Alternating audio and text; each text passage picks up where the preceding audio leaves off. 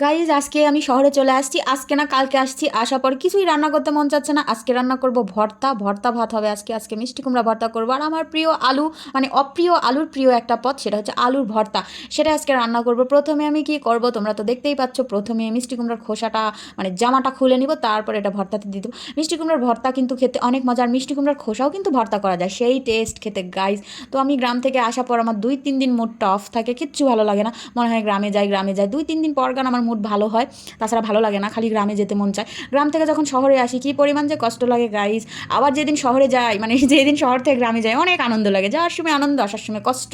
তো আমার কিছুই রান্না করতে ভালো লাগছে না, তো আজকে এটাই হবে, ভর্তা আর ভাত।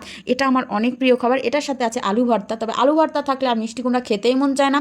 তো আলু ভর্তা আমার অনেক পছন্দ।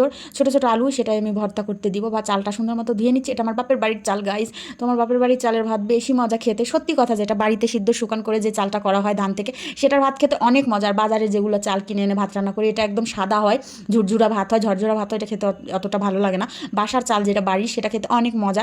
এই তো মিষ্টি কুমড়া দিয়ে দিলাম। এটা এটা আজকে টাটকা মিষ্টি কুমড়া নিচে আসছিলো সবজিওয়ালা, তার থেকে কিনছি। আর এই তো হলো আমার সেই আলু বেবি পটেটোটা সিদ্ধ করে নিয়ে নিলাম। এটা খোসা ছাড়ার আমার কোনো ধৈর্য নাই। আমার ধৈর্য শুধু ফেসবুকে কাজ করার, ফেসবুকে ভিডিও বানানোর অনেক ধৈর্য গাইজ। কিন্তু এই আলুর খোসা আমি ছাড়াতে পারবো না, না না। আলুর খোসা সহই আজকে ভর্তা হবে। তো এই ছোটো ছোটো আলুর খোসা মানে খাওয়া যায়, সমস্যা হয় না।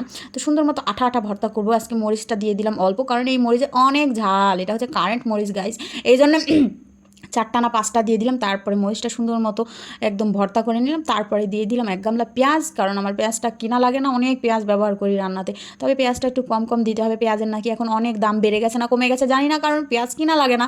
তো তারপরে সুন্দর মতো ভর্তা দিয়ে করে দিলাম। আর কি হয়েছে, আমার মানে বাসার সব তেল শেষ হয়ে গেছে। আমি তো তেল গ্রাম থেকে নিয়ে আসি ঘানিতে ভাঙা।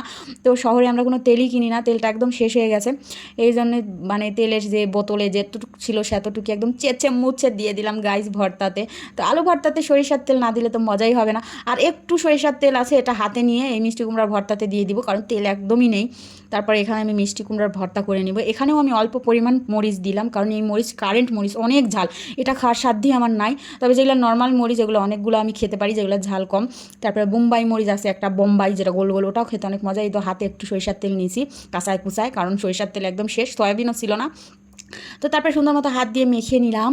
মেখে চুখে এখন এটা খাওয়ার জন্য রেডি হয়ে গেছে গাইজ। প্রথমে আমার প্রিয় আলু ভর্তা দিয়ে খেলাম, কারণ আলু ভর্তার লোভ আমি সামলাতেই পারি না। আলু ভর্তা খেতে আমার ভীষণ ভীষণ ভালো লাগে গাইজ। তো আলু ভর্তা দিয়ে খাওয়া শেষ করে একটু মিষ্টি কুমড়া দিয়ে খেয়ে দেখি কেমন হয়েছে। মাশাল্লাহ, আজকে মিষ্টি কুমড়া আলু ভর্তা অনেক মজা ছিল। আজকে এই পর্যন্ত, সবাই ভালো থাকো, আল্লাহ হাফেজ।